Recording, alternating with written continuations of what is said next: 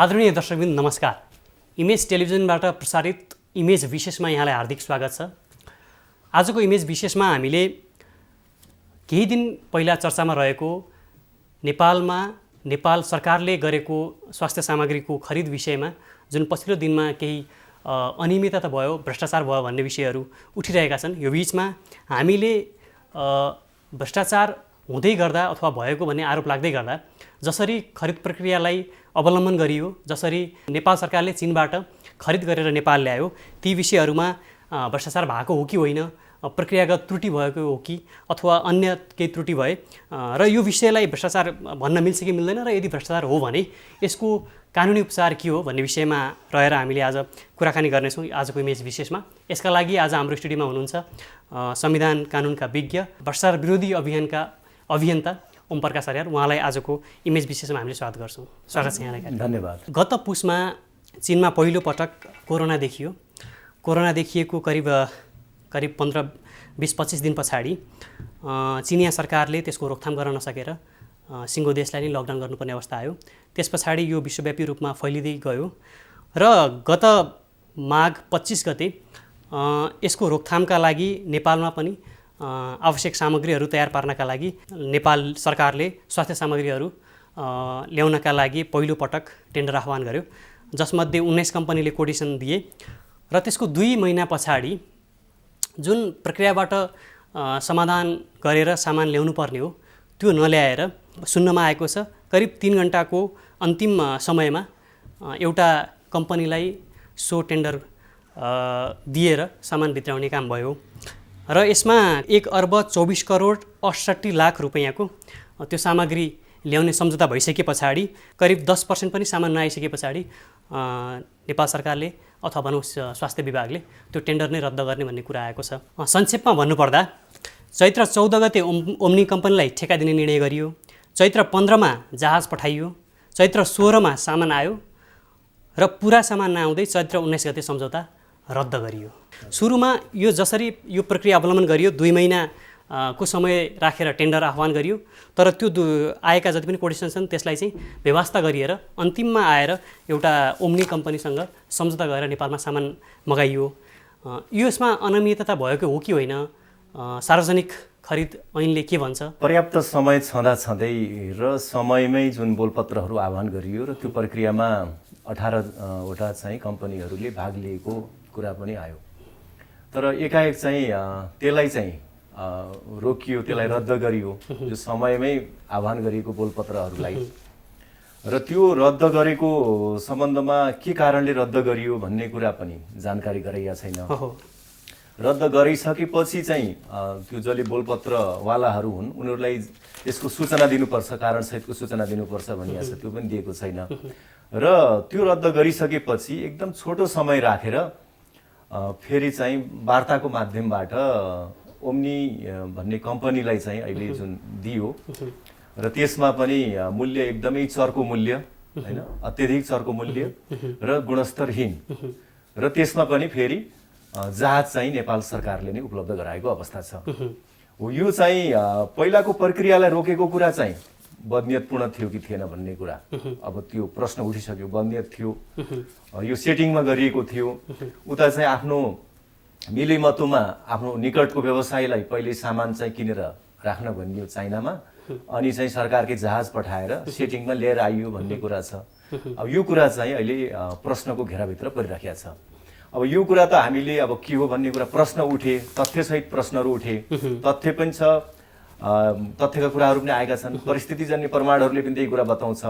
अब यसमा प्रश्न उठिसकेपछि यसको छानबिन गर्नुपर्ने, अनुसन्धान गर्नुपर्ने दायित्व चाहिँ अख्तियार दुरुपयोग अनुसन्धान आयोगको हो। उसले चाहिँ दायित्व पुरा गर्नु पर्यो र बताइदिनु पर्यो। अघि तपाईँले भन्दै हुनुहुन्थ्यो कि चीनमा सामान ल्याउनलाई नेपालबाट जहाज पठाउनुभन्दा पहिल्यै चीनमा सामान तयार भइसकेको अवस्था थियो, तर पछिल्लो चरणमा के प्रश्न पनि आइरहेको छ भन्दा स्वास्थ्य मन्त्रीले यसलाई मन्त्री परिषदबाट निर्णय गराइयो भने यसले चाहिँ वैधानिकता पाउँछ र भोलिका दिनमा प्रश्न पनि उठ्दैन, अख्तियारले पनि प्रश्न उठाउने ठाउँ रहँदैन भन्ने जुन पछिल्लो चरणमा आइरहेको छ र पछि प्रधानमन्त्रीले यसलाई अस्वीकार पनि गर्नुभयो भनेर कुरा आइरहेको छ। तर फेरि जब मन्त्री परिषदको निर्णय सार्वजनिक भए, त्यो सार्वजनिक भएका निर्णयहरूमा के कुरा आयो भने प्रधानमन्त्रीले जुन बेलामा मन्त्री परिषदको निर्णय भएको थियो, मन्त्री परिषदको बैठक बसेको थियो, त्यो बैठकमा प्रस्तावै नगरेको एउटा विषय थियो स्वास्थ्य सामग्रीहरू नेपालमा कसले खरिद गर्ने अनि यो स्वास्थ्य सेवा विभागलाई नै यसको जिम्मा दिउँ भनेर भन्नुभएको थियो। तर अन्तिममा जब माइन्युटमा लेखियो निर्णय, त्यो बेलामा G2G मार्फत नेपाली सेनाले स्वास्थ्य सामग्री भित्राउने भन्ने कुरा आइरहेको छ। प्रधानमन्त्रीले त्यसरी प्रस्तावै नल्याइकन, यदि यो सत्य हो भने त्यसरी प्रस्तावै नल्याइकन त्यसरी G2G मार्फत ल्याउने, सेनाले ल्याउने भन्ने कुरा माइन्युट गर्नु, यो चाहिँ नीतिगत भ्रष्टाचार हो कि होइन? यो मिल्दैन। अब मन्त्री परिषदको चाहिँ निर्णय भनिसकेपछि सबै मन्त्रीहरूले त्यहाँ जसले सहभागी हुनुभयो उहाँहरू सबैले जे कुरामा माइन्युट गर्ने भनेको थियो त्यही नै माइन्युट हुनुपर्छ। त्यहाँ मन्त्रीहरूलाई केही नभन्ने अथवा मन्त्रीहरूलाई अर्कै कुराको जानकारी गराउने अनि अर्कै कुरा लेख्ने पनि गर्नु हुँदैन। त्यो माइन्युट लेख्ने काम चाहिँ मुख्य सचिवको हो। मुख्य सचिव पनि यसमा जवाफदेही हुनुपर्छ र प्रधानमन्त्रीज्यू पनि यसमा जवाफदेही हुनुपर्छ। यो चाहिँ त्यसरी कहाँ परिवर्तन गर्न पाइन्छ र? हुँदै नभएको कुराहरू हैन। अहिले त त्यो देखियो, त्यसको त उनै आइसक्यो, अहिले त बाहिर आइसक्यो, मिडियामा आइसक्यो। त्यसकारणले यो आफैमा एउटा चाहिँ यो चाहिँ गलत क्रियाकलाप हो यो, र यो चाहिँ यसलाई नीतिगत निर्णय भनेर जुन एउटा आवरण दिन खोजिन्छ फेरि यस्ता कुराहरूलाई, कतिपय कुराहरू चाहिँ मन्त्री परिषदले निर्णय गर्दैमा नीतिगत हुँदैन। त्यो खरिदको कुरा चाहिँ स्वतः नीतिगत होइन त्यो, हैन। नीतिगत जहाँ अब खरिद भनेको त लेनादेनको आपूर्तिको कुरा छ नि, खरिद गर्ने कुरा छ। अब खरिद गर्ने कुरा भनेको कसरी नीतिगत हुन्छ र? जस्तो ओम्नीलाई दिने भन्ने कुरा गरियो भने त्यो नीतिगत हुन सक्दैन। त्यसलाई त्यसरी नीतिगत भन्न मिल्दैन। किन त्यो पनि भोलि प्रश्न उठ्यो भने छानबिनको दायरामा आउँछ। देश लकडाउनको अवस्थामा थियो, हामीसँग सामान पनि थिएनन्। सामान नभएकै कारणले कतिपय स्वास्थ्य कर्मीहरूले चेक जाँच गर्न पनि अप्ठ्यारो मानिरहेका थिए। यो अवस्थामा सरकारको भनाइ के छ भन्दा हामीसँग पर्याप्त समय नहुँदा हामीले चाहिँ यसरी चाहिँ टेन्डर आह्वानमा हामीले पर्याप्त समय नहुँदाखेरि हामीले ओम्नीलाई दिनुपर्ने अवस्था आयो कि ऊ ओम्नी चाहिँ तयार भएको कारणले उसले सामान यहाँ पुर्याइदिन्छु भन्ने कारणले भनेर सरकारले आफ्नो डिफेन्ड गरिरहेको छ। अभावको अवस्था आयो भने तुरन्तै सामान झिकाउनु पर्यो भने सार्वजनिक खरिद ऐनले के व्यवस्था गरेको छ? सार्वजनिक खरिद ऐनले के भन्छ भने मानिलिउँ त्यो खालको चाहिँ उसले चाहिँ सप्लाई गर्ने एउटा मात्रै एजेन्सीले लाइसेन्स लिएको रहेछ भने त्यतिखेर पनि उसले पाउँछ एक्लैले मात्र, अथवा त्यो सम्बन्धी उसको चाहिँ क्षमता योग्यता उसको जसको छ अरूको योग्यता मिट भएन, एउटाको मात्रै योग्यता मिट भयो, एउटाले मात्रै त्यो आफ्नो योग्यता चाहिँ देखायो भनेदेखि उसले उसँगबाट पनि लिन मिल्छ, एउटैसँगबाट लिन मिल्छ। अर्को भनेको चाहिँ यही विशेष अवस्थामा चाहिँ मिल्ने हो, विशेष अवस्थामा सिधै वार्ताबाट पनि मिल्छ भन्ने कुरा छ। तर यसको त प्रक्रिया छ फेरि, विशेष अवस्थामा कसरी ल्याउने भन्ने कुरा पहिला विशेष अवस्था भनेर कसले निर्क्योल गर्यो, होइन? निर्क्योल हुनु पर्यो। जस्तो यसको त अहिले त हामी त यो संक्रामक रोग सम्बन्धी ऐन अन्तर्गतको अहिले प्रक्रियामा छौँ। अहिले त्यो प्रक्रिया त्यहाँ चाहिँ नेपाल सरकारले अधिकार प्रत्यायोजन गरेको छ उपप्रधानमन्त्रीज्यूको अध्यक्षतामा भएको त्यो समितिलाई, होइन? त्यसले चाहिँ केही निष्कर्ष निकाल्यो कि यो विशेष परिस्थिति हो भनेर त्यसले निष्कर्ष निकाल्यो कि, अनि त्यो निष्कर्ष बमोजिमको चाहिँ खरिद, त्यस कारणले अब चाहिँ हामीले एउटा इन्डिभिजुअल सिधै चाहिँ कसैसँग वार्ताबाट लिने भनेर त्यसले निर्णय गर्यो कि, अनि त्यसले निर्णय गरेर कसैलाई जिम्मा दियो कि? यहाँ भनिन्छ चाहिँ स्वास्थ्य मन्त्रीज्यूको चाहिँ संयोजकत्वमा एउटा खरिद चाहिँ समिति पनि गठन भएको थियो भन्ने कुरा पनि आयो। तर त्यो समितिमा अरूले फेरि भाग लिनु भएन रे, अरू मन्त्रीज्यूहरूले भन्ने कुरा पनि आयो, होइन? भनेपछि त्यो प्रक्रिया हुँदै हुँदै ल मानिलियो त्यो समितिलाई जिम्मेवारी दिएको रहेछ भनेदेखि त्यसले पनि त आफ्नो कानुनी प्रक्रियाबाट गर्नु पर्यो नि फेरि। त्यसो भए पहिला हामी के कन्फर्म हौँ भन्दाखेरि जसरी खरिद प्रक्रियामा तपाईँले भनेका अघि 3टा कुराहरू छन्, त्यो 3टै कुराहरूले वैधता छैन भनेर देखाउँछ त्यो प्रक्रियालाई। त्यसो भए बदनियत छ भन्ने कुरा त्यहीतर्फ नै यसले सङ्केत गर्छ, होइन? त्यही एङ्गलबाटै सोच्नको लागि चाहिँ यसले चाहिँ आधारहरू दिन्छ। किन भन्दा पहिला त्यत्रो समय हुँदाहुँदै पनि किन चाहिँ त्यो प्रक्रियालाई चाहिँ अगाडि बढाइएन, होइन? त्यो प्रक्रियाबाट अगाडि बढाएकोलाई पनि किन बिचैमा रद्द गरियो भन्ने कुरा, त्यसको कुनै ठोस कारण आउन सकेको छैन, होइन? त्यसपछि अर्को चरणमा जुन प्रवेश गरियो त्यसमा चाहिँ सिधै वार्ताबाट किन गरियो? वार्ताबाट गर्दाखेरि पनि किन चाहिँ त्यहाँ गुणस्तरको कुराहरू भएन, किन मूल्यको कुरा भएन, किन ढुवानीको कुरामा फेरि नेपाल सरकारले नै प्लेन चाहिँ पठाउने कुराहरू भयो, किन चाहिँ त्यही चाहिँ उहाँहरूको सर्कलकै मान्छेहरूलाई नै त्यहाँ किन गरियो त्यहाँ, होइन? उहाँहरूकै सर्कल उहाँसँगै जोडिएका मान्छेहरूसँगबाट किन गरियो भन्ने कुराहरू आयो, कसको अनुभवै छैन फेरि यो कम्पनीको त कुनै अनुभव पनि छैन। यो कम्पनीको त उद्देश्य नै छुट्टै काम गर्ने, यसले त टेक्निकल कुराहरू यसका उद्देश्यहरूमा यसरी सार्वजनिक वस्तुहरू खरिदमा त यसलाई अधिकारै छैन भनेर भन्दै आएको छ। र पछिल्लो चरणमा अझ के पनि भनेको छ भन्दाखेरि यो कम्पनी त ईश्वर पोखरेलको छोरा, त्यस पछाडि हाम्रो राजनीतिक सल्लाहकार प्रधानमन्त्रीका राजनीतिक सल्लाहकारहरूको छोराको त्यो यसमा यो कम्पनीको उहाँहरूको हिस्सा छ भन्ने कुरा आइरहेको छ। अझ पछिल्लो समाचारमा त अरू धेरै कुरा पनि जोडिएका छन् त्यहाँनिर होइन। अब प्रधानमन्त्रीज्यूकै निकटको एकजना मान्छेले चाहिँ पनि यसमा भूमिका खेल्नुभयो भन्ने कुरा छ। जुन ओम्नी कम्पनी भन्ने छ त्यो कम्पनीसँग सम्बन्धित हुनुहुन्छ उहाँ, ती कुराहरू पनि आछन्। त्यस कारणले यो के हो भने यो चाहिँ कुनै उहाँहरूले चाहिँ यस्ता अगाडि पनि यस्ता कुराहरू भएको छन् होइन। उहाँहरूको जुन एउटा आफ्नो पार्टीभित्र पनि एउटा जुन गुट बनाउनु भएको छ, त्यो गुटले चाहिँ यस्तै कामहरू गर्दै आएको छ, विगतदेखि आएको छ। तपाईँको चाहिँ अगाडिको कुरा पनि त्यही आयो भने यो चाहिँ यति होल्डिङ्सको कुराहरू किन आउँछ, त्यसैमा जोडिन्छ। अरू कतिपय घटनाहरूमा यस्तै यस्तै कुराहरू जोडेर आउँछ यहाँ। त्यसो भए भनिदिनुहोस् कि यदि यो अनियमितता हो भने यसमा को जोडिन आउँछन्? जो चाहिँ खरिद प्रक्रियामा प्रत्यक्ष हुनुहुन्छ, जसले चाहिँ यो खरिद प्रक्रियालाई जसले आफैले कार्यान्वयन गर्नुभयो, उहाँहरू त यसमा अनुसन्धानको दायरामा सर्वप्रथम उहाँहरू आउनुहुन्छ। त्यसपछि उहाँहरूलाई दुरुपयोग गरेको कुरा त अरू परिस्थितिजन्य प्रमाणबाट पनि हेर्नु पर्यो नि त। यी कसका चाहिँ परिवारका मान्छेहरू थिए, कसका छोराहरू थिए भन्ने कुराहरू, त्यसबाट कसले लाभ लिँदै थियो भन्ने कुराहरू, त्यो कुरा त्यसपछि आउँछ। अख्तियारमा उजुरी पनि परिसकेका छन्। यो बिचमा यदि उहाँहरूलाई कारबाही हुन्छ भने के कस्ता कारबाहीहरू हुन्छन्, कानुनले के कस्ता प्रावधानहरू गरेको छ? यो चाहिँ भ्रष्टाचार निवारण ऐन अन्तर्गतकै कारबाही हुने हो। यसमा अख्तियार दुरुपयोग अनुसन्धान आयोगको क्षेत्राधिकार पर्छ र उसले चाहिँ अब प्रारम्भिक अनुसन्धान सुरु गरिसक्यौँ पनि भनेको देखियो। त्यो कुरा पनि बाहिर आइसक्यो। 2वटा उजुरी परिसकेको अवस्था पनि छ। त्यस कारणले उसले चाहिँ अब यो सम्पूर्ण सुरुमा अब कागजातहरू उसले लिएर हेर्नु पर्यो, त्यसपछि बयानको लागि बोलाउनु पर्यो होइन। त्यसपछि त्यतिले मात्रै पुग्दैन। यहाँ चाहिँ के छ भने खालि प्रक्रियामा प्रत्यक्ष आएर सही गरेको मात्रै चाहिँ अनुसन्धानको दायरामा ल्याउने यो जुन परिपाटी छ नि, यो परिपाटीबाट बाहिर निस्किनु पर्यो अख्तियार पनि। किन भन्दा त्यो जसले त्यहाँ हस्ताक्षर गर्यो, हस्ताक्षर त गर्न लगाइएको हो नि त होइन। लगाउने को हो त? त्यसलाई चाहिँ राजनीतिक रूपमा संरक्षण कसले दिइराखेको छ? त्यहाँ पनि पुग्नु पर्यो नि। त्यसको लागि चाहिँ अरू चाहिँ यो परिस्थितिजन्य प्रमाणहरू, कल डिटेल्सहरू हेर्नु पर्यो। आइजाई कसको बढी भएको छ होइन, कसका छोराछोरीहरू कहाँ चाहिँ सेयर होल्डर छन् होइन, उनीहरूको पनि आइजाई के थियो, यो सम्पूर्ण परिस्थितिजन्य प्रमाणहरू पनि हेर्नु पर्यो। प्रक्रियामा अनियमितता मात्र भएको नभएर ल्याइएका सामानहरू जो छन् 18% रकम गइसकेको थियो तर 10% पनि सामान आएन भनेर पछि रद्द भयो भन्ने कुरा छ। यिनीहरूको जुन गुणस्तर छ त्यो गुणस्तर पनि गुणस्तरहीन भएको र मूल्य पनि अत्यधिक बढाएको। यो अवस्थामा सार्वजनिक ऐन अन्तर्गत, सार्वजनिक खरिद ऐन अन्तर्गत सिधै उहाँहरूलाई चाहिँ अहिले कारबाहीको दायरामा ल्याउन मिल्दैन? मिल्यो। कारबाहीको दायरा भनेको के हो भने पहिला चाहिँ अनुसन्धानमा ल्याउनु पर्यो नि त। अनुसन्धानको दायरामा ल्याइसकेपछि अनुसन्धानबाट खुल्छ नि, त्यसबाट अनि चाहिँ निष्कर्ष निस्किन्छ नि त। अनुसन्धानको दायरामा ल्याउनु पर्ने त अपरिहार्य छँदैछ यसमा। खालि चाहिँ को दोषी के भन्ने कुरा हामीले अहिले नै यत्तिकै जजमेन्टल भएर नभनौँला होइन, अथवा भन्नको लागि हामीले पनि अहिले आरोप लगाएको कुरा हो। र त्यसको निष्कर्षमा पुग्ने भनेको त अख्तियारले हो नि। अब अख्तियार पनि दुरुपयोग हुनु भएन, यहाँ त कुरो त्यसो छ नि त। अख्तियार दुरुपयोग अनुसन्धान आयोगलाई नै दुरुपयोग गरेको अवस्था पनि त छ नि फेरि यहाँ त। किन भन्दा कतिपय गुटका मान्छेलाई त यहाँ फेरि अख्तियारले छुँदैन, कतिपय पार्टीका मान्छे, कतिपय पार्टीका गुटका विशेष मान्छेहरूलाई त अख्तियारले छोइरहेको छैन। त्यस कारणले अब हो त्यो कुरा उसले पनि आफ्नो स्वतन्त्रता कायम गर्दै स्वतन्त्र भएर उसले चाहिँ अनुसन्धान गर्नु पर्यो र उसले दुधको दुध पानीको पानी। तर यहाँ चाहिँ के छ भने अख्तियारले चाहिँ यो ठुल्ठुला जुन चाहिँ राजनीतिक उपल्लो तहमा बसेका व्यक्तिहरू हुनुहुन्छ उहाँहरूलाई चाहिँ जोगाउने र चाहिँ अरू तलका मान्छेहरूलाई चाहिँ मुद्दा चलाउने गरेको पनि देखिया छ। त्यस कारणले त्यो हुनु भएन।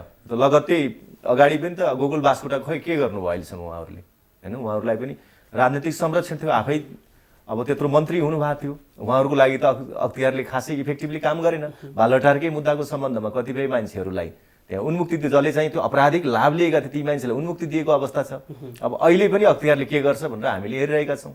भनेपछि कन्स्टिट्युसनल अर्गेन्सहरू पनि बिस्तारै विक हुँदैछन् भन्ने तपाईँको? भ्रष्ट गुटले चाहिँ राज्य कब्जा गरे जस्तो, कब्जा गर्न लागे जस्तो परिस्थिति देखिया छ कि अहिले। किन भन्दा उसको नेटवर्क हेर्ने भने यति शक्तिशाली छ, उसले सबै क्षेत्रमा प्रभाव पारेको छ होइन। उसले चाहिँ राज्यका अङ्गहरूमा प्रभाव पारेको छ, संवैधानिक अङ्गहरूमा प्रभाव पारेको छ।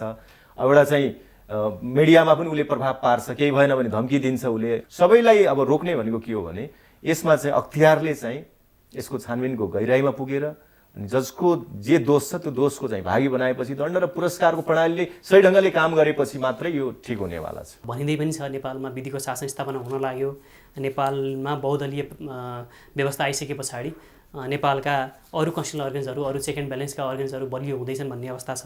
त्यो त बारम्बार म भ्रष्टाचारलाई जिरो टलरेन्स गर्छु भनेर प्रधानमन्त्रीले बारम्बार आफ्नो अभिव्यक्ति दिइरहनु भएको छ र व्यवहारमा यी कुरा देखिरहेका छन्। भन्न त अब भन्ने नै भयो, किन भन्दा एउटा चाहिँ पब्लिक लेजिटिमेसीको लागि त केही भनिराख्नु पर्यो नि त। किन भन्दा यहाँ चाहिँ के छ भने कम्मल ओढेर घिउ खाने प्रवृत्ति छ क्या। बाहिर चाहिँ एउटा भनिदिने, भन्न त उहाँहरूले कि साम्यवादी ल्याउँछु पनि त भने हो नि होइन। उहाँहरू त सबभन्दा बढी चाहिँ यो वास्तवमा यो चाहिँ सुशासनको पक्षधर हुनुपर्ने होइन, राज्यको लाभ त सबभन्दा बढी त यो दुखी गरिबहरूले पाउनुपर्ने हो नि त। तर हेर्नुहोस् त उहाँहरू चाहिँ कहीँ सार्वजनिक जग्गा पनि भेट्नु हुँदैन, सुकुम्बासी बनेर खाइदिनुहुन्छ, कहीँ चाहिँ आफै जग्गा दलाल बनेर खाइदिनुहुन्छ, के गर्नुहुन्छ, कहीँ चाहिँ अब यी आयोजनाहरू छन्, ठेक्कापट्टा छन्, जहाँसुकै मिलाउनुहुन्छ उहाँहरूले।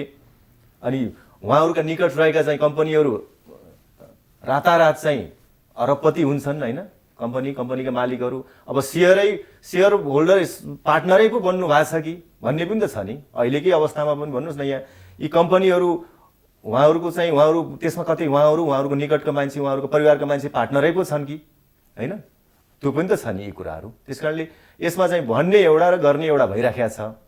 र हामीले अहिले राजनीतिको चाहिँ विश्लेषण गर्दाखेरि पनि अलि चाहिँ हामी धरातलीय यथार्थमा पुग्दाखेरि यो चाहिँ जुन यो गुटहरूको अर्थतन्त्र छ, त्यो गुटहरूको अर्थतन्त्र के हो भन्ने कुरा पहिचान नगरेसम्म शुद्धिकरण हुँदैन। त्यो गुट आफू पार्टीमा शक्तिशाली हुनको लागि चाहिँ उसले एउटा अर्थतन्त्रको माग गर्दछ उसले होइन। त्यो अर्थतन्त्रको चाहिँ परिपूर्तिको लागि चाहिँ यहाँ जति पनि यो कालो धनवालाहरू छन्, अनुचित काम गर्नेहरू छन् होइन, अनुचित ठेक्कापट्टा गर्नेहरू छन्, तिनीहरूसँग चाहिँ सहकार्य हुन्छ त्यहाँ। अनि त्यसपछि त्यो गुटको अर्थतन्त्र विकास भएपछि त्यो गुट प्रभावशाली बन्दै जान्छ, त्यसले पार्टी पनि कब्जा गर्छ, इलेक्सन कब्जा गर्छ, राज्य कब्जा गर्छ त्यसले होइन। फेरि भोट जितेर हामीले नै पुर्याएको हो, भोट त होइन, भोट भनेर इलेक्सन कब्जा गर्छन् भने नि त मैले अघि यो पैसोले यो चाहिँ कालो धनले इलेक्सन पनि कब्जा गरेको छ नि। त्यसो भए पत्याउने कसलाई त तपाईँले अख्तियार पनि कमजोर बनायो, यिनीहरूको उसमा मातहतमा आयो भन्नुहुन्छ, अदालत पनि यिनीहरूको मातहतमा आयो भन्नुहुन्छ, अरू छानबिन गर्ने निकायहरू पनि यिनीहरूको मातहतमा आयो भन्नुहुन्छ। पुरै मातहतमा आइसकेका छैनन्, त्यहाँभित्र पनि अब असल मान्छेहरू छन् हरेक निकायमा, पार्टीहरूमा पनि छन्। ती सबैले चाहिँ आफ्नो ताकत देखाउनु पर्यो, कानुन बमोजिमको होइन, आफ्नो ताकत देखाउनु पर्यो। उनीहरू चाहिँ त्यसै चाहिँ आफै खुम्चिएर बस्नु भएन। जसरी तपाईँ हामी नागरिकले आफ्नो कर्तव्य पुरा गरेका छौँ, पार्टीको सदस्यले कुरा उठाउनु पर्यो नि। पार्टीको कुनै गुटले भर्मलुट गरिरहेछ भनेदेखि पार्टीको सदस्यहरूले कुरा उठाउनु परेन। कुनै संस्थाभित्र चाहिँ एकदमै अनुचित कामहरू भइराखेका छन् भने त्यो संस्थाको अरूले बोल्नु परेन। अख्तियारमा पनि सबै आयुक्तहरू खराब त नहुन सक्ला नि, जो ठिक छ त्यो आयुक्तले कुरा उठाउनु पर्यो, त्यहाँको कर्मचारीले कुरा उठाउनु पर्यो। पुलिसमा पनि त्यस्तै होला, आर्मीमा त्यस्तै होला, पार्टीहरू अरूमा पनि अरू विपक्षी दलका पार्टीहरूमा त्यस्तै होला। यसरी चाहिँ आफू जहाँ छौँ त्यहाँभित्रका विकृति र विसङ्गतिको विरुद्धमा बोल्नु पर्यो। अहिले त कतिपयले बोल्न सुरु गरिसके नि, सत्तारूढ दलकै कतिपय मान्छेहरूले अहिले बोलिरहनु भएको छ नि त्यो कुराहरू त हो। यो प्रक्रियालाई अझै हामीले अगाडि बढाउनु पर्यो।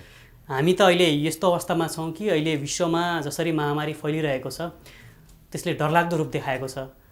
करिब 50,000 भन्दा माथि सङ्ख्यामा मानिसहरूको मृत्यु भइसकेको छ, लाखौँ सङ्क्रमण भइसकेको छ। हाम्रो यो समय त रोगसँग लड्ने समय हो। हजुर, हाम्रा नागरिकहरूलाई उनीहरूलाई चाहिँ स्वास्थ्यको विश्वास दिने समय हो यो समय। र सकेसम्म कमभन्दा कम सङ्क्रमणहरू न्यून बनाउने यो प्रयास हो।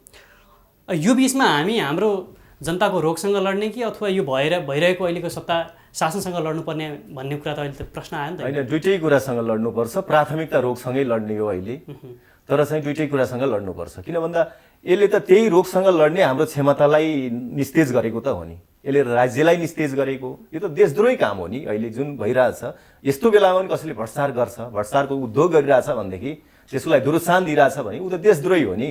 त्यस कारण त्यो देशद्रोहीलाई पनि हामीले सँगसँगै ठेगान त लाउनु पर्यो नि। त्यो देशद्रोहीलाई ठेगान लगाएन भनेदेखि त उसले त यही एक क्राइसिसको बेलामा अझै उसले आफ्नो चाहिँ स्वार्थहरू पुरा गर्छ, राज्य कब्जा गर्छ, योभन्दा पनि अझ बढी कब्जा गर्ला उसले होइन। त्यो परिस्थिति आउला नि त। त्यस कारणले हामीले दुइटै कुरालाई सँगसँगै लिएर जानुपर्छ। र पहिलो कुरा भनेको अहिले प्राथमिकता रोगसँगै लड्ने हो, तर सँगसँगै हामीले यो अहिलेको भ्रष्टाचारसँग पनि लड्नुपर्छ।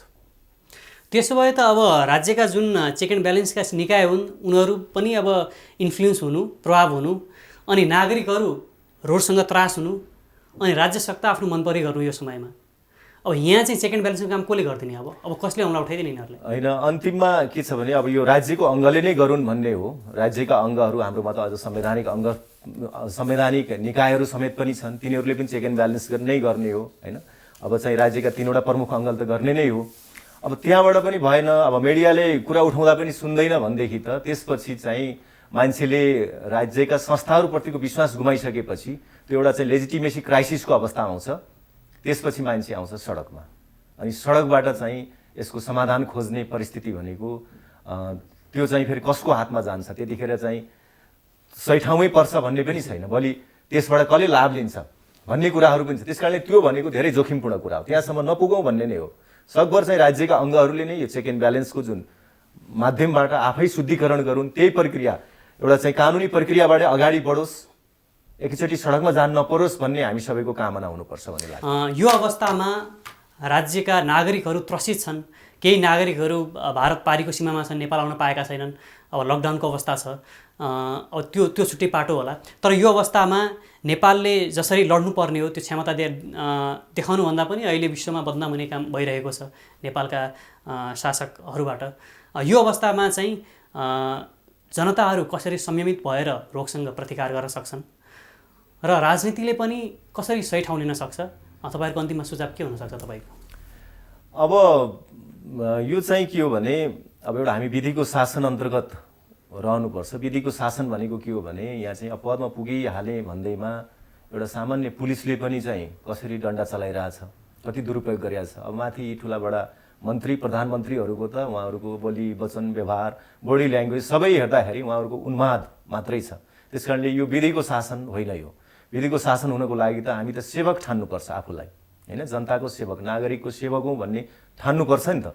तर त्यो प्रवृत्ति छैन अहिले पनि, एकदमै आफूलाई शासक एकदम मत्ता त्यो खालको उन्मादी एउटा अहङ्कारले ग्रस्त होइन। एउटा जवाफदेहिता जनताले मिडियाले जवाफदेहिता माग्यो भने पनि उनीहरूको चाहिँ त्यो कति चाहिँ त्यो प्रतिक्रिया कति चाहिँ बेढङ्गको प्रतिक्रियाहरू आउँछ, कसरी प्रति आक्रमण गर्छन्। जनतालाई आक्रमण गर्ने, नागरिकलाई आक्रमण गर्ने सरकार पनि कहीँ सरकार हुन्छ अहिलेको जमानामा, त्यो छ। त्यस कारणले अहिले हामी चल्ने भनेको यो संवैधानिक चाहिँ आफ्नो व्यवस्था अन्तर्गत आफ्नो विधिको शासन अन्तर्गत चल्ने हो र त्यसबाट गयो भनेदेखि हामी सबैको भविष्य राम्रो छ, सत्तामा हुनेहरूको पनि राम्रो छ। भोलि उहाँहरूले लोकप्रियता त्यसबाट हासिल गर्नु पर्यो नि। एउटा माफियासँग साँठगाँठ गरेर, एउटा व्यवसायीसँग साँठगाँठ गरेर पैसा जम्मा गरेर त्यो पैसाको प्रयोग गरेर अनि सत्तामा टाँसिने उद्देश्य राख्नुहुन्छ कि अथवा चाहिँ त्यागको भावनाबाट जनताको मन जितेर होइन, अरूले चाहिँ भन्दा आफूले बढी योगदान दिएर बढी त्याग गरेर त्यसरी पनि त नेता हुन सकिन्छ। त्यसरी नेता बनियो भनेदेखि त इतिहासमा लामै समयसम्म सम्झिन सक्छ नि। उहाँहरूको जीवन त लामो हुन्छ, मृत्युपछिको जीवन पनि सोच्नु पर्यो नि उहाँहरूले।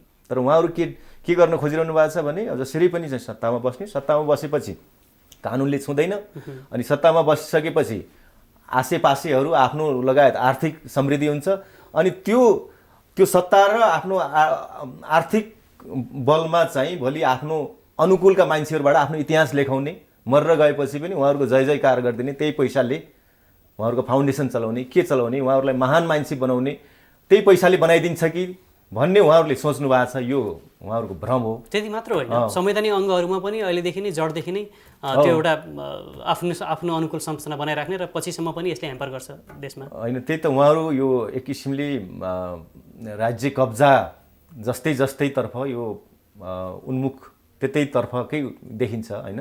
तर हामीले अब धेरै सडकबाट मिडियाबाट कुरा उठाइसकेपछि कतिपय कुराहरू कहिलेकाहीँ हल्का एक स्टेप ब्याक भएको हो कि होइन, 2 स्टेप फरवर्ड 1 स्टेप ब्याक जस्तो मात्रै। उहाँहरू त अझै पनि लाभमै हुनुहुन्छ त्यो हिसाबले हेर्दा। अहिले पनि यो चाहिँ जुन रद्द गरियो भनियो एक हदसम्म त यो बाहिरको क्रिटिसिजमले गर्दाखेरि उहाँहरू अलिकति हच्किनु भयो, तर फेरि पनि हच्के पनि अब उहाँहरूको त्यहाँ नियत त ठिक छैन। अहिले जुन त्यो रद्द गर्नुभयो नि, रद्द गर्नुको पछाडि एकदमै उहाँहरूले सुशासनको लागि गरे त होइन नि। फेरि पनि उहाँहरू के छ भने अब अहिलेको तत्कालको अवस्थामा बढी लाभ त्यहाँबाट हुने भयो, किन भन्दा यता बेइज्जती हुनुभन्दा त्यो गर्नु ठिक। बरु चाहिँ यताबाट भोलि मुद्दा सुन्दा यताउता अब कानुनी प्रक्रिया नपुर्याइकन रद्द गरियो भनेदेखि त भोलि ऊ पनि अदालत जाला, अदालतबाट फेरि कानुनी प्रक्रिया पुरा भारिन्छ भनेदेखि उसले मुद्दा जित्या पनि हुनसक्छ, जित्न पनि सक्छ नि। पछि चाहिँ उसले क्षतिपूर्ति पाउने हुन पनि सक्छ नि। अब अहिलेलाई मात्रै हामीले सरकारले त ठिकै पो गर्यो कि भन्ने कुरा छैन नि। प्रक्रिया पुरा नगरिकन फेरि रद्द गरे रहेछ भनेदेखि त उसैलाई फाइदा हुन्छ। कहिलेकाहीँ त सेटिङमा त्यो पनि गरिन्छ, किन भन्दा उहाँहरूको त आफ्नो एउटा परिवार जस्तै हो नि। उहाँहरू त आफैमा एउटा चाहिँ लेनादेना पहिलादेखि भइरहेको मान्छेहरू होइन एक अर्कामा अन्तर्निर्भर भएको मान्छेहरू त हो उहाँहरू व्यवसायी र पोलिटिसियनहरू यो खालका पोलिटिसियनहरू भनेपछि अहिले चाहिँ कारवाही गरे जस्तो गर्ने पछि चाहिँ फेरि अर्को ठेक्का दिने पनि हुन सक्ला त्योभन्दा ठुल्ठुलो ठेक्का दिने पनि हुन सक्ला अथवा उहाँहरूकै लगानी पो छ कि अब उहाँहरूको आफ्नै लगानी भइसकेपछि त फेरि किन डर भयो र त्यो होइन किन उहाँहरूको लगानी भनेको पनि यसैबाट यस्तैबाट आएको लगानी न उहाँहरूको यताउता चन्दा भन्यो सुरुमा अनि चन्दाको एमाउन्ट अलिक ठुलो भइसकेपछि फेरि यसो लगानी गर्यो के गर्यो ठुल्ठुलो कमिसन आउनु थाल्यो पदमा पुगिसकेपछि अनि त्यही यसो अलि चाहिँ अरू प्रोक्सी अरूको नामबाट चाहिँ लगानी गर्यो आफ्ना निकटका मान्छेलाई व्यवसायी बनायो कम्पनी खोल्यो त्यही पनि त्यहीँको ठेक्का पाएन भने उसलाई आफ्नै त हो होइन उता इज्जत जानुभन्दा उसले नपाउनु ठिक छ पछि हेरौँला नि भने पनि हुनसक्छ अथवा कहीँ मुद्दै चलिहाल्यो भने मुद्दा सकभर नचलोस् कमजोर होस् यही कारणले अख्तियारले चाहिँ अनुसन्धान गर्न नसकोस् यो चाहिँ औचित्य सिद्धियोस् भन्ने पनि एउटा गराउन खोजिया हुनसक्छ अथवा भोलि मुद्दै चल्यो भने पनि मुद्दा कमजोर होस् अदालतबाट सफाई पाओस् भनेर त्यसको लागि मद्दत गरे पनि हुनसक्छ किन भन्दा उहाँहरूको जब उहाँहरूप्रतिको विश्वास सङ्कटमा परिसकेपछि लेजिटिमेसी क्राइसिस होइन लिडरप्रतिको लेजिटिमेसी नै क्राइसिसमा गइसकेपछि यस्ता खालका आशंकाहरू धेरै हुन्छन् उहाँहरूको लेजिटिमेसी क्राइसिसमा जानुमा यो घटना मात्रै जिम्मेवार छैन कि उहाँहरूको ट्र्याक रेकर्ड नै त्यस्तो छ अनि फेरि अर्को पनि आरोप लागिरहेको छ एउटा घटनाबाट उम्केर फेरि अर्को सेनालाई दिन खोज्नु त्यो त्यो त्यो सम्झौता रद्द गरेर फेरि यहाँ सेनालाई दिन खोज्नु जुन बाहिर आइरहेको छ समाचारहरू फेरि कतिले के पनि भनिरहेका छन् भन्दाखेरि सेनालाई फेरि अख्तियार आकर्षित हुँदैन त्यही भएर सजिलो हुन्छ भनेर एउटा त्यो पनि छ तर त्योभन्दा पनि उहाँहरू यति रणनीतिक मान्छेहरू हुनुहुन्छ किन त्यो गुटभित्र सबै खालका मान्छे रणनीतिकारहरू पनि छन् तपाईँ सेनाको कुरा उठाइदिनु हो अब यो कुरा त छायामा पर्न थाल्यो नि त उहाँहरूले यो डिस्कोर्सलाई नै अन्त हाइज्याक गरिदिनुहुन्छ कि यो डिस्कोर्सलाई विषय अन्तर गरिदिनुहुन्छ उहाँहरूले यो अहिलेको जुन यो चाहिँ अहिले चाइनाबाट खरिद गरेको कुरा छ नि अब यो डिस्कोर्समा मान्छेहरू सबै त्यसै अहिले त्यसैमा जुटिरहेछन् अब त्यसलाई चाहिँ छायामा पार्नको लागि अर्को इस्यु ल्याइदिनुहुन्छ उहाँहरूले अब सेनाको बारेमा त हामीहरू धेरै छलफल गर्न सक्दैनौँ फेरि संवेदनशील कुराहरू छ त्यस कारणले उहाँहरूले चाहिँ के छ भने त्यो त अन्त विषय लगिदिने उहाँहरू त एकपछि अर्को एक गरिरहनु भएको छ नि एउटा गल्तीलाई छोप्नको लागि एउटा डिस्कोर्सलाई चाहिँ त्यसलाई चाहिँ छोप्नको लागि चाहिँ फेरि त्योभन्दा अर्को चाहिँ एउटा कन्ट्रोभर्सी ल्याइदिने अनि मान्छेको ध्यान अन्त जान्छ त्यो छोटिहाल्छ अहिले त योभन्दा अगाडिका गोकुल सोकुलकै कुराहरू सबै अब कहाँ गयो गोकुल त अहिले उपदेश दिने मान्छे भइसके होइन अहिले त उपदेश दिन थालिसक्यो नि उनले त अब यस्तो परिस्थिति छ कि त्यसकारण फेरि आज नियमपूर्वक हामी बसेर फेरि नियमपूर्वक गर्न सकिँदैन यो खरिद प्रक्रिया अझै पनि अब समय कम छ होइन समय कम भएको हुनाले त्यसमा पनि कम छ भने पनि रिजनेबल समय त फेरि चाहियो नि कम भित्रको पनि रिजनेबल हुन्छ नि भएन भने अब G2G बाट गर्नु पर्यो अब एउटा चाहिँ चौधरी फाउन्डेसनले ल्यायो त उसले त ल्यायो त प्लेनै लगेर लिएर आयो त आफै खर्च गरेर लिएर आइरहेछ भन्ने छ अहिले हेर्नुहोस् एउटा चाहिँ प्राइभेट एउटा कम्पनीले जसले चाहिँ एउटा ट्याक्स तिर्छ होइन उसको त खास त उसले त एउटा चाहिँ आफ्नो च्यारिटीको हिसाबले गरिरहेको नि उसले त्यत्रो जिम्मेवारी ठानेको छ उसले देशप्रति जनताप्रतिको तर सत्तामा हुनेहरूले चाहिँ यही बेलामा कमाउनु पर्छ भनेर लागिरहेछन् उनीहरूले G2G गर्नलाई कसले रोकेको छ उनीहरूलाई होइन उनीहरूले किन चाहिँ अहिले यस्तो सङ्कटको अवस्थामा किन चाहिँ चाइनाको राजदूतलाई चाहिँ फिर्ता बोलाएको जसले राम्रै काम गरिरहनु भएको थियो लीलामणि पौडेलले उहाँहरूको त्यस कारणले उहाँहरूमा यस्तो चाहिँ उन्माद छ दम्भ छ होइन उहाँहरूको नियतमा यति धेरै खोट छ अहिले यो प्रश्नहरूको चाहिँ घेरामा परेको छ